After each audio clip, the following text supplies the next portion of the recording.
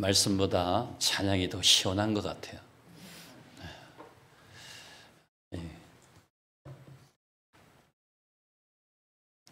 준비하시는 찬양을 들을 때 참 여자분이 하시는데 멋지다고는 말할 수 없고 참 가슴이 확 뚫리는 것 같은 느낌을 받았습니다. 귀한 찬양으로 하나님께 영광 돌린 것에 대해서 저도 감사하게 생각하고 더 기쁘게 생각합니다.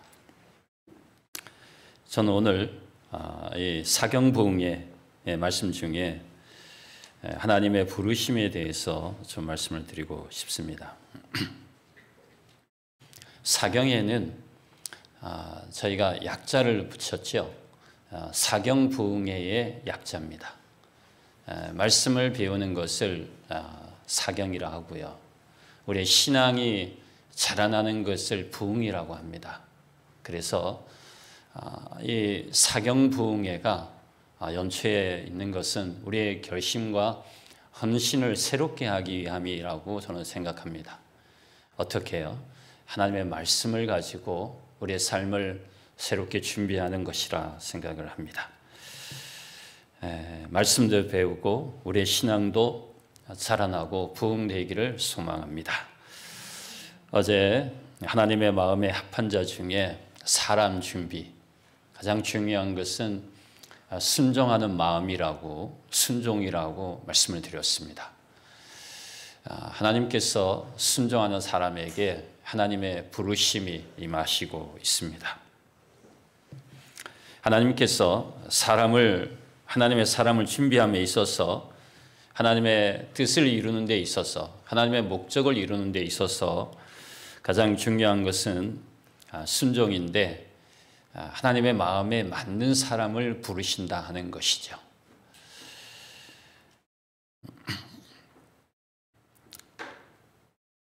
하나님의 마음에 맞는 사람, 하나님의 종을 부르시는데, 하나님께서 우리를 하나님의 종으로 부르셨어요.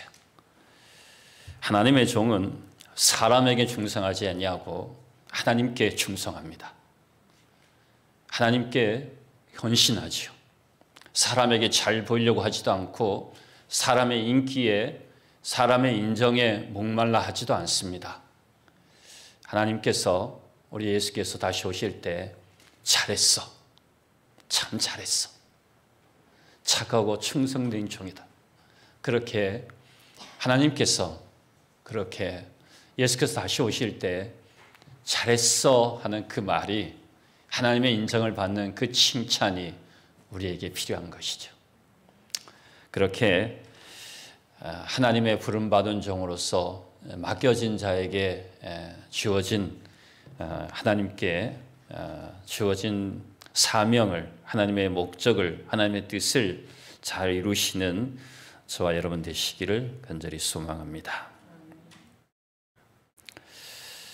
하나님께서 부르시는 사람은 어떤 사람인가? 마태복음 4장 18절로 22절에 보면 우리가 잘 아는 말씀, 내가 너희로 사람을 낚는 어부가 되게 하리라 하시니 저희가 곧 그물을 버려두고 예수를 쫓으니라. 거기서 더 가시다가 두 형제 곧 세베대 아들 야고보와 그 형제 요한이 그 붙인 세베대와 한 가지로 배에서 그물 깁는 것을 보시고 부르시니 저희가 그 배와 부친을 버려두고 예수를 쫓으니라. 어제 버렸다고 말씀을 드렸죠. 자기를 부인하고 그렇게 예수님을 따랐죠. 하나님은 하나님의 사람을 부르실 때 너는 내 것이야, 하나님의 소유권을 주장합니다. 너는 내 것이라 말씀하시고 하나님의 일을 위해서, 하나님의 목적을 위해서, 하나님의 뜻을 위해서 쓰임받도록 하나님께서 부르십니다. 그래서 주님께서 내 것이라 하는 사람은, 그렇게 주님께서 부르시는 주님의 종이라고 하는 사람은 하나님께 전적으로 헌신한 마음을 가진 사람이지요. 그래서 하나님께서 적절한 때 하나님의 뜻을 이루기 위해서 하나님의 사람을 부르시죠. 그때가 언제일까? 그 적절한 때가 언제일까? 이런 생각을 해봅니다. 언제 하나님께서 하나님의 뜻을 이루기 위해서 하나님의 사람을 부르실까? 그 적절한 때, 그 하나님의 때, 하나님의 타이밍이 대체 언젠가 하는 것이죠. 사람의 때가 아니라 하나님께서 부르셔서 하나님의 일을 하시게 하는 그 적절한 때, 대체 그때가 언제일까요? 우리는 에스더 4장 14절로 16절에서 모르드게가 에스더를 왕후의 자리에 세운 것에 대해서 말씀하시면서 이렇게 말하죠. 이때에 내가 만일 잠잠하여 말이 없으면 유다인은 다른 데로 말미암아 노임과 구원을 얻으려니와 너와 내 아비 집은 멸망하리라. 내가 왕후의 위를 얻은 것이 이때를 위함이 아닌지 누가 아느냐. 그리고 뒷부분에 가서 에스더는 이렇게 금식한 다음에 말을 하죠. 규례를 어기고 왕에게 나아가리니, 그 다음에 중요한 말씀을 하셨어요. 죽으면 죽으리라. 내가 살든지 죽든지 하나님께 맡기고 하나님께서 부르신 그때의 사명을 위해서 하나님 앞에, 그 절대자인 왕 앞에 나갈 것이라고 그렇게 말합니다. 언제가 하나님의 부름받은 종이 일할 때인가? 언젠가. 왜 그 위기의 순간에 하나님께서 그 에스더를 부르셨을까요? 하나님을 위하여 크게 봉사할 수 있는 아주 많은 상황이, 많은 좋은 상황이 있을 수 있잖아요. 이 왕을 좌지우지할 수 있는 키를 쥔 여인이잖아요. 꼭 그렇게 이 하만의 그 위기에, 유다인의 그 진멸 조서가 내린 그때에, 왜 꼭 그때에 하나님께서 모르드게를 통해서 에스더를 사용하도록 했을까요?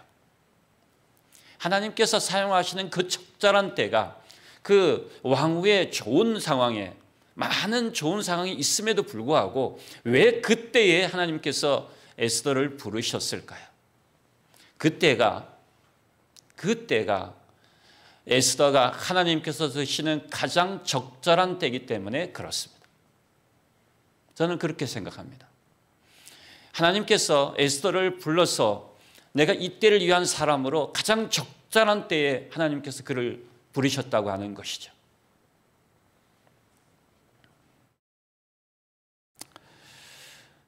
가장 어려운 때 내가 지금 나서지 않으면 하나님의 백성은 다른 사람, 다른 상황으로, 다른 모습으로 구원받게 될 것이다. 그러나 너의 때는 지금이니, 지금 죽으면 죽으리라는 심정으로 백성들을 위하여 왕 앞에 나아가라. 지금 모르드게는 아마 그렇게 얘기했을 겁니다. 에스더에게 지금 이때가 하나님을 위하여, 백성들을 위하여 일하는 그때다. 그렇게 모르드게는 에스더에게 말하고 있습니다.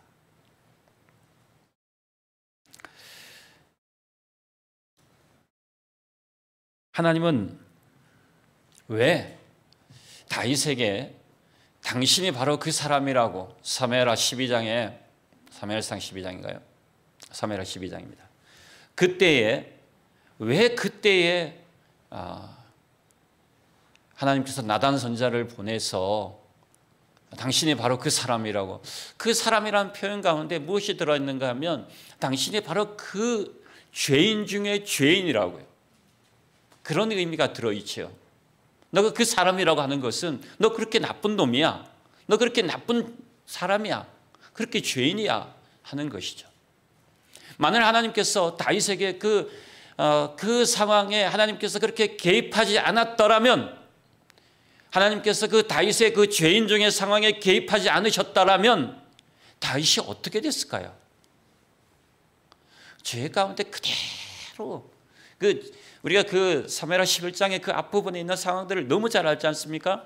그 앞부분의 상황들을 자세히 살펴보면 이 다윗이 우리아를 우리 아이의 아내를, 그러면서 감추이는 여러 가지 죄의 모습들을, 많은 죄의 모습을 보여주죠. 그 죄 가운데 그대로 있는 거예요. 지옥은 어디가 지옥인가 하면 죄 중에 사는 것이 지옥이에요. 이 죄악 세상이 지옥 자체인지도 몰라요. 왜요? 죄악 가운데 그대로 살고 있기 때문에 그렇습니다. 사람이 하나님께 돌아서지 않고 그 죄 중에 그대로 살고 있는 그 모습 자체가 죄인의 세상이고 죄가 왕노릇하는 세상이잖아요. 그래서 다윗의 그 죄의 그 모습은 죄인 중에 죄인의 모습으로, 디모데전서 1장에 그 사도 바울이 그렇게 표현해 있죠. 나는 죄인 중에 괴수라고요. 그렇게 다윗은 죄인 중에 괴수였어요. 어떤 면에서 보면 다윗은 정말로 죄인 중에 괴수였는데, 그때 하나님께서 그때 하나님께서 개입하신 거예요. 하나님께서 그 상황에 개입하셨어요. 다윗을 정죄하기 위함이 아니에요. 다윗을 돌아서게 하기 위함이었어요. 하나님께서 그 적절한 때, 다윗의 그 적절한 때에 개입하신 거예요. 저는 그렇게 생각합니다. 그렇게 말할 수 있어요. 다윗이 더 많은 죄를 짓기 전에, 죄 짓기 전에, 우리 아의 아내를 보기 전에, 우리 아내를 간음하기 전에, 우리 아를 죽이기 전에, 우리 아를 그렇게 죽이기 전에 그때 하나님께서 말씀하실 수, 개입하실 수 있었겠죠. 그런데 하나님은 왜 그때 하지 않았을까요? 미리 말씀하지 않았을까요? 하나님께서 개입하시는 때는, 하나님의 타이밍은, 다윗에게 있어서 하나님의 타이밍은 그때였어요. 당신이 바로 그 사람이라고 하는 그때가 하나님이 개입하시는 그 순간이었어요.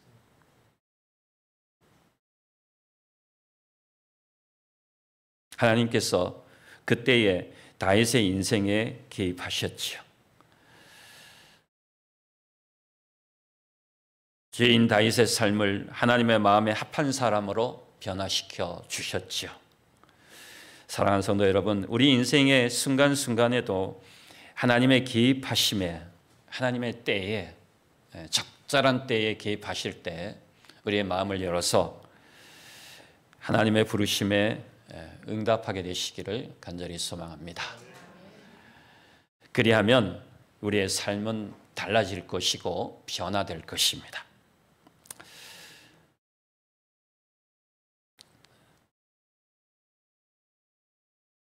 모세의 입장에서 보면, 저는 그렇게 생각합니다.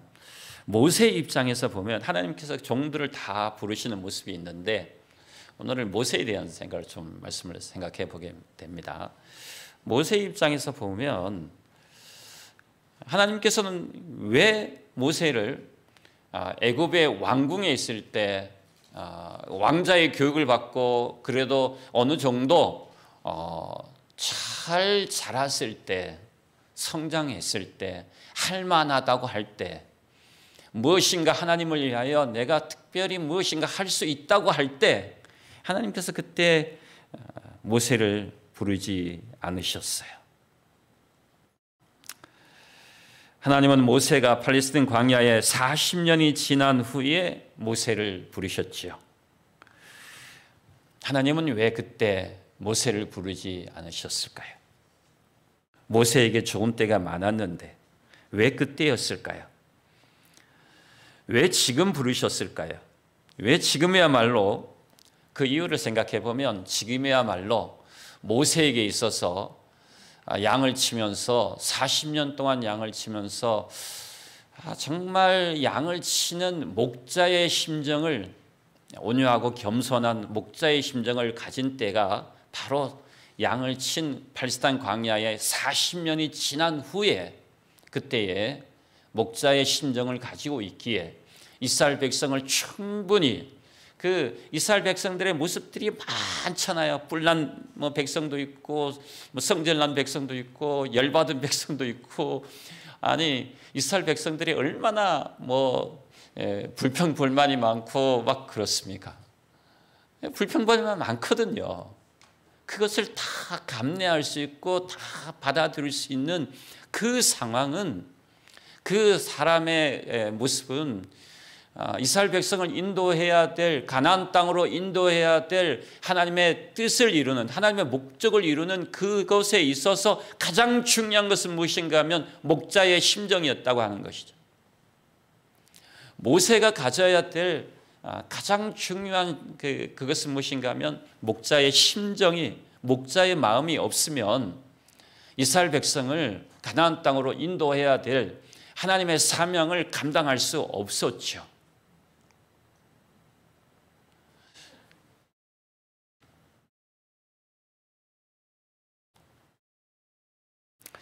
모세가 출애굽기 4장 13절에 보면 하나님께서 모세를 사장에 부르시죠. 부르시고, 야, 내가 가서 이스라엘 백성을 구원해야 돼.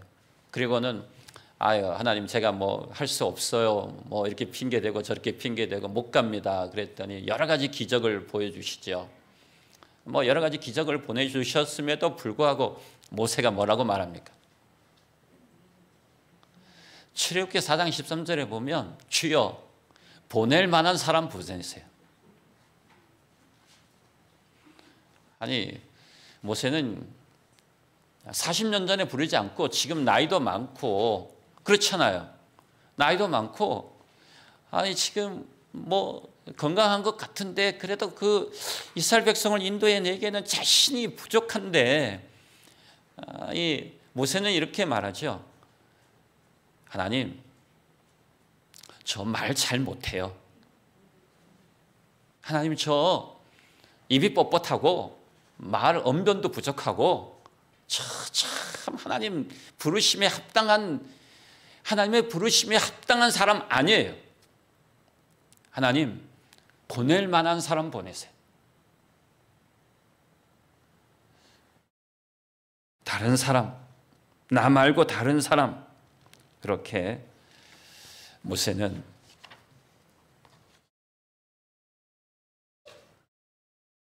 그렇게 하나님께 어떤 면에서 삐졌는지도 몰라요. 나는 입이 뻣뻣하고 혀가 둔하고 못해요. 그렇게 할 때 하나님께서 모세에게 말씀하시기를 누가 사람의 입을 지었느냐, 누가 벙어리냐 기머거리냐 눈 밝은 자나 소경이 되게 하였느냐, 나 여호와가 아니냐, 너희 입을 열 사람 나야. 그렇게 말씀하시죠. 내가 내 입과 함께 있어서 할 말을 가르칠 거야. 그렇게까지 말씀하시죠. 그런데 모세가 말하기를 주여 보낼 만한 사람 보내세요. 그렇게 말하죠. 하나님께서 모세를 향해서 화를 냅니다. 하나님 화내셨다는 표현이 막 쉽지 않은데 여기 표현 보면 하나님께서 노를 바라셨다고 그렇게 말씀하시죠. 레위 사람 내 형 아론이 있지 아니하냐, 그의 말 잘함을 내가 안다. 그가 너를 만나러 나온다. 너는 그에게 말하는데 너는 마치 그 사람에게 뭐같이 되는가 하면 하나님처럼 될 거야. 그렇게 말하지.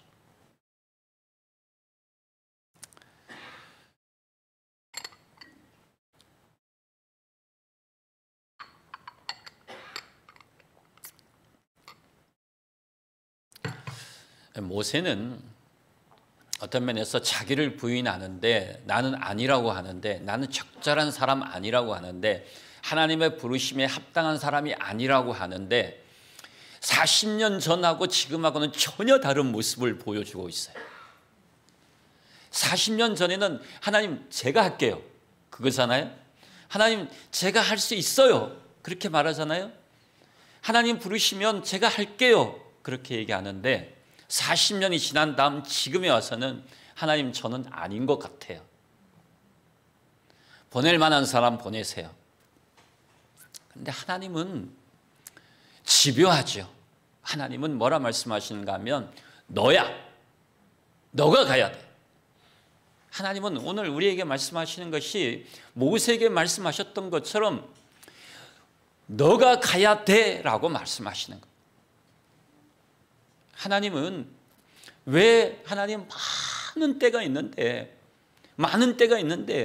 그 많은 때를 다 놓치고 나이가 80이 넘었는데 왜 지금 가라고 하냐, 왜 지금이 그때냐고 말하고 꼭 나라고만 해야 하는가, 하나님의 부르심을 받을 다른 사람들 많이 있지 않느냐고, 하나님이 부르셔야 될 다른 사람 있지 않느냐고 그렇게 말씀하시죠. 그렇게 말할 수 있죠.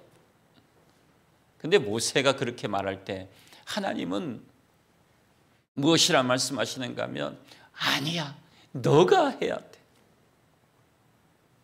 너가 해야 돼. 너가 가야 돼. 피한다고 해서, 하나님의 부르심을 외면한다고 해서 될 일이 아니에요. 우리가 세 천사의 기별을 다른 사람이 전할 거라고 생각하는데 그렇지 않아요. 하나님의 남은 백성이 기별을 우리가 전하지 않으면 아무도 그 일을 대신할 수 없어요. 우리가 해야 돼. 다른 사람이 할 수 있을 거야. 아닙니다. 하나님은 오늘 우리에게 이 때를 위해서, 이 마지막 때를 위해서 하나님께서 우리에게 말씀하시기를 우리를 부르시는 거죠. 우리에게 가라고 하시는 거죠.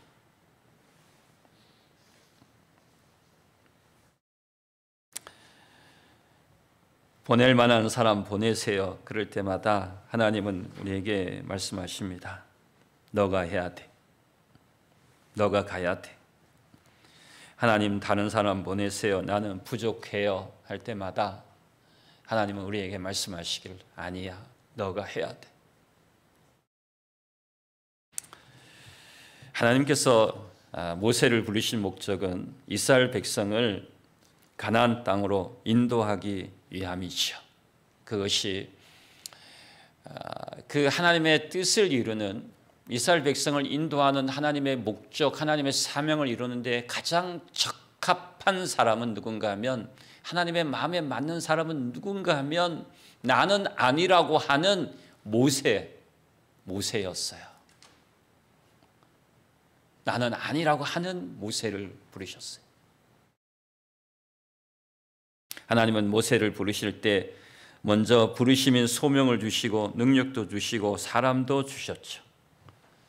그 사명, 그 목적, 하나님의 뜻을 이루기 위해서 능력을 주셨어요. 하나님께서 사람을 부르시는 데 있어서 중요한 것이 있는데 그것이 무엇인가 하면 문벌이 중요하지 않아요. 빈부귀천이 중요하지 않아요. 높고 낮음이 중요하지 않아요. 하나님께서 부르실 때, 하나님의 사람을 부르실 때 정말 중요한 것은 무엇인가 하면 전적으로 하나님만 의지하는 헌신입니다. 하나님만 의지하는, 전적으로 의지하는 헌신이 필요합니다. 하나님께 드리는 거예요. 하나님께서 바울을 부르셨을 때 바울은 가진 바 달란트가 참 많았어요. 그런데 바울은 자기가 가지고 있는 달란트보다 더 중요한 것이 있는데, 그것은 그가 가지고 있는 달란트가 중요한 것이 아니라 하나님께 자신을 드리는 헌신이 중요했어요. 몇 가지 모습을 보게 되면 고린도전서 1장 26절에 보면 형제들아 너희 부르심을 보라. 육체를 따라 지혜 있는 자가 많지 아니하며 능한 자가 많지 아니하며 문벌 좋은 자가 많지 아니하도다. 이 말씀을 자세히 보면 너희 부르심을 보라 이렇게 말씀하잖아요. 그런데 지혜 있는 자가 많지 아니하다 하는 것은 지혜가 그렇게 중요하지 않다고 하는 거고요. 능한 자가 많지 않다고 하는 것은 능력이 많은 것도 그렇게 중요하지 않다고 하는 거고요. 문벌 좋은 자가 많지 않다 하는 것은 문벌이 그렇게 중요하지 않다고 하는 거죠. 그러면 대체 무엇이에요? 그 뒷부분에 보면 그러나 하나님께서 세상에 미련한 것들을 택하사 지혜 있는 자를 부끄럽게 하려 하시고 세상에 약한 것들을 택하사 강한 것들을 부끄럽게 하려 하시고 하나님께서 세상에 천한 것들과 멸시받는 것들과 없는 것들을 택하사 있는 것들을 폐하려 하시나니. 제가 이 말씀을 곰곰이 생각해 봤는데 여기에 있는 약한 것들, 여기에 세상에 미련한 것들, 이런 그 표현들을 이렇게 빌려서 하시는 말씀을 보면 빈부귀천, 그 다음에 문벌, 지혜 많고 적음 이런 것들이 중요하지 않다는 거예요. 근데 뭐가 중요해요? 하나님의 부르심에는 뭐가 중요해요? 전적으로 하나님께 바쳐진 사람이 중요하죠. 이사야 6장 8절에 누가 우리를 위하여 갈고 누가 우리를 위하여 갈고 내가 여기 있나이다 나를 보내소서 했던 Here I am send me라고 하는 그 내가 여기 있나이다 전적으로 하나님께만 의지했던 이 응답을 할 수 있는 사람, 그 사람을 하나님께서 부르시죠. 그 모세와 그 바울의 차이점을 제가 생각해 봅니다. 모세는 출애굽기 4장에 보면 하나님 저는 말을 잘하는 사람이라 그래요. 못하는 사람이라 그래요. 입이 뻣뻣하고 말이 둔한 사람이고 막 이렇게 얘기하잖아요. 근데 바울은 아레오바그 언덕에서 이렇게 표현합니다. 사도행전 17장 18절에 보면 어떤 에피쿠레오와 스토이고 철학자들과 바울을 이렇게 서로 아레오바그 언덕에서 이게 쟁론을 합니다. 그때에 그 철학자들이 어떤 사람들이 바울을 해서 말하기를 이렇게 말합니다. 이 말짱이가 무슨 말을 하고자 하느냐? 바울이 어떤 사람인데요? 말을 참 유창하게 잘하는 말짱이로 알려진 거예요. 근데 어떤 면에서 보면 모세하고 바울은 한쪽은 말 못한다고 한쪽은 말 잘한다고 하고 막 이러잖아요. 근데 이것이 큰 의미가 없어요. 말을 잘한다고 해서 그 에비구레오 아레오바그 언덕에서 말을 잘해서 많은 영혼을 구원했나요? 바울의 실패는 그곳에서 가장 영혼이 적게 얻어진 거예요. 근데 말장이나 이런 표현이 말을 잘하고 못하고의 그 달란트의 차이가 아닌 거예요. 하나님께 부르심을 받은 사람은, 하나님의 마음에 맞는 사람은 능력의 차이가, 달란트의 차이가 아니라는 것을 제가 보게 돼요. 그러면 무슨 차이예요? 하나님께 헌신하는 마음의 차이죠. 하나님께 자신을 드리는 마음의 차이입니다. 저는 중학교 3학년을 이 터벅머리 남자 중학교를 졸업을 했어요. 그래서 강원도 촌놈인데 강원도 동해에 살다가 이 중학교 3학년을 보내고 그 다음에 강릉고등학교로 이제 입학을 했는데 거기도 남자 고등학교예요. 그 당시에 이제 남학생들만 1,800명이 있었어요. 그 남학생들이 그렇게 많으니까 이 남학생들이 이제 다 그때는 까만 교복 입었잖아요. 그런데 쉬는 시간에 저기 정문에서부터 어떤 여학생이 한번 이렇게 해서 교무실로 가는 그 모습이 있으면 창문이 까맣게 서요. 까맣게 서 있어요. 왜 그럴까요? 남학생들의 사이니까 그래요. 남학생들의 사이니까 그렇습니다. 그러다가 제가 뭐 하나님의 은혜를 힘입어서 서울 삼육으로 이렇게 전학을 왔죠. 전학을 왔는데 참 앞을 봐도 여학생이고 뒤를 봐도 여학생이고요. 아니 그 중학교하고 고등학교의 가장 사춘기 시절에 남학생들하고 살다가 갑자기 여학생들의 시대에 그 교실에 떨어지니까 정말 말하기가 참 어려운 학교에 왔어요. 참 말을 잘 못해요. 버벅이죠. 제가 이 말을 잘 못했습니다. 어색하고 당황하고 많이 버벅대었어요. 대중 앞에서, 특별히 이 학생 앞에서 말 잘하지 못하는 버벅이었어요. 우리 여기 최호성 장로님이 계신데, 최호성 장로님이 동해에서 36을 졸업할 때는 그때 저는 고등학교가 없었어요. 그 학교를 갈 수가 없었어요. 그런데 이 대중 앞에 서지 못하는 사람이 목사하는 게 쉽겠어요, 어렵겠어요? 신학과를 간다고 하는 것도 참 쉬운 일이 아니었죠. 하나님은 그런 버벅이를 부르셔서 제가 이 교회를 섬기며 살게 됐는데, 교회를 섬기며 살면 살수록 이 교회에 대한 애정이 많아지고 교회를 많이 사랑하게 됐어요. 교회는 사람들이 모인 곳이거든요. 우리가 이 건물을 많이 이렇게 아름답게 지으려고 하지만 이런 유형적인 교회보다 사실은 더 중요한 것은 무엇인가 하면 사람이 모인 곳이 교회거든요. 한 사람 한 사람이 굉장히 중요해요. 사람이 교회입니다. 하나님께서는 버벅이를 부르시고 주님의 도구로 쓰셔서 종이 되게 하셨는데, 그렇게 부르신 하나님의 부르심은 문벌이 좋아서도 아니고 재능이 많아서도 아니고, 제가 가만히 생각해 보면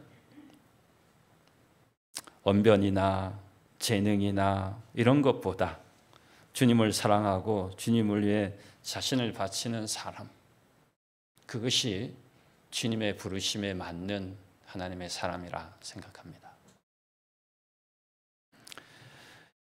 오늘 우리가 주님께 가장 중요한 것은, 오늘 우리가 중요한 것은 주님께 우리의 마음과 몸을 드리는 헌신이라고 저는 생각합니다.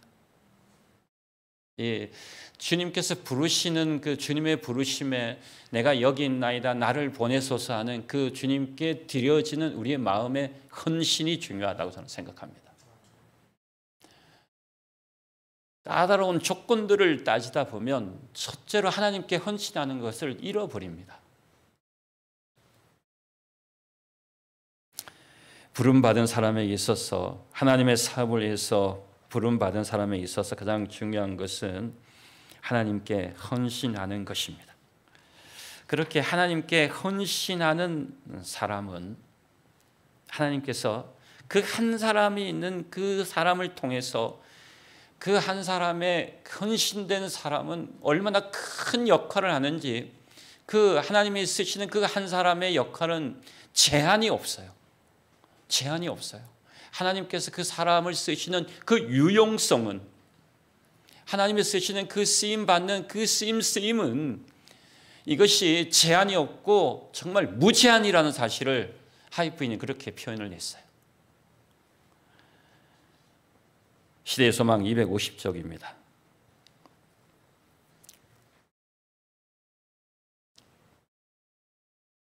자아를 물리치고, 뒤에 있죠. 한번 읽어볼까요? 시작. 자아를 물리치고 자기의 마음에 성령께서 역사하실 여지를 만들고 하나님을 위하여 전적으로 헌신한 생애를 사는 자의 유용성에는 제한이 없다. 여기까지만 하겠습니다. 뭐가 없어요? 제한이 없어요. 어떤 사람에게? 헌신하는 사람에게. 이 유용성이라는 단어를 제가 생각해 봤는데, 유용성이라고 하는 단어는 하나님께서 사용하고 하나님께서 쓰여지는 거거든요. 하나님이 쓰시는 거예요. 누구를 쓰시는가? 하나님의 종을 쓰시는 거예요.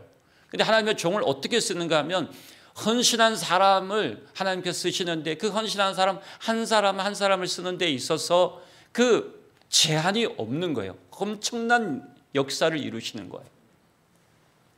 그래서 자를 물리치고 자기의 마음에 성령께서 역사하시는 자기 마음을 비운 사람에게는 하나님을 위하여 전적으로 헌신한 생애를 살게 되는데 그 헌신한 생애를 사는 사람의 유용성에는 쓰여지는 쓰임에는 하나님이 쓰시는 그 쓰임새에는 제한이 없는 거예요. 뭐 무제한이라는 것이죠. 불가능을 없다고 말씀하시는 거죠. 그래서 하나님께서는 인간이란 통로를 통해서 구원의 물을 풍성한 냇물처럼 부어주시는데 겸손한 생애를 사람들이 만일 그들이 할 수 있는 모든 선을 행하도록 권장을 받고 그들의 열성을 억누르는 제지의 손이 그들에게 놓여지지 않는다면, 그리고는 말씀하시기를 지금은 한 명이 있는 곳에 100명의 뭐가 있다고요? 교역자들이 있을 것이다.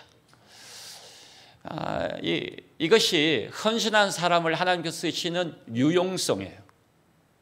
한 사람의 헌신이 그 많은 놀라운 역할을 하나님의 역사가 이루어지는 것이죠.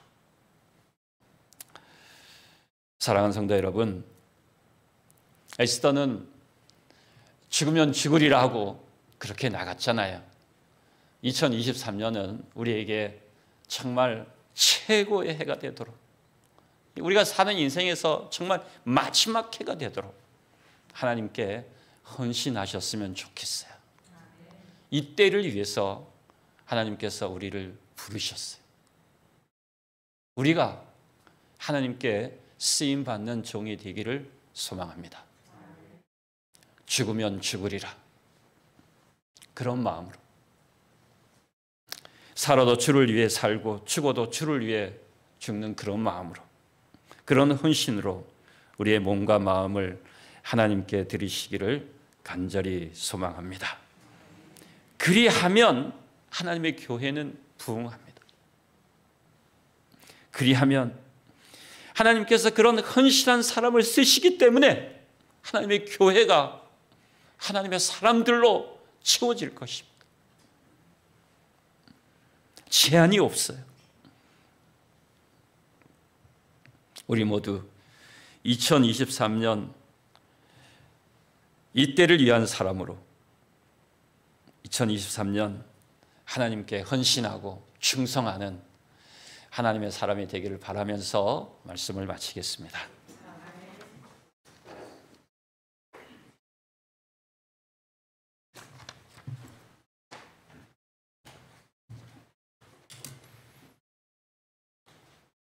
마치는 찬미는 299장입니다.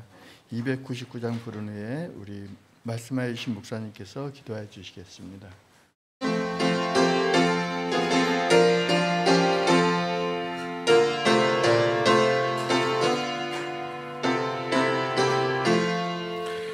하나님이 말씀하시기를 내 맘을 나에게 바치어라. 너 어디 있든지 날 섬기며 기쁘게 날 항상 의지하라.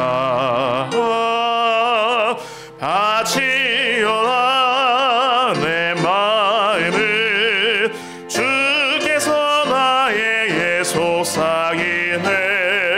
캄캄한 죄에서 불러내어 주께서는 인도하시리라. 구주께서 말씀하시기를 내 맘을 나에게 다 바치고 사악한 죄에서 벗어나라. 내 어찌 널 구원 않겠느냐. 바치어라 내 마음을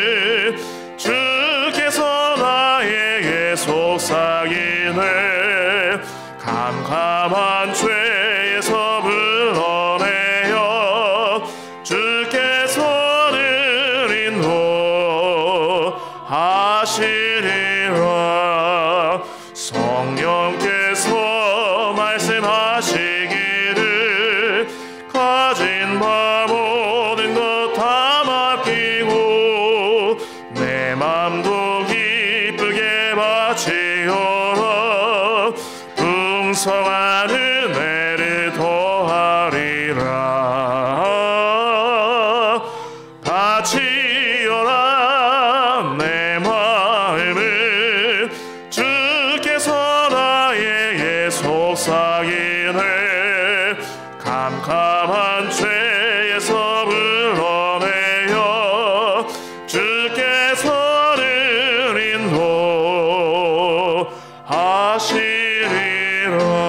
인도하시리라.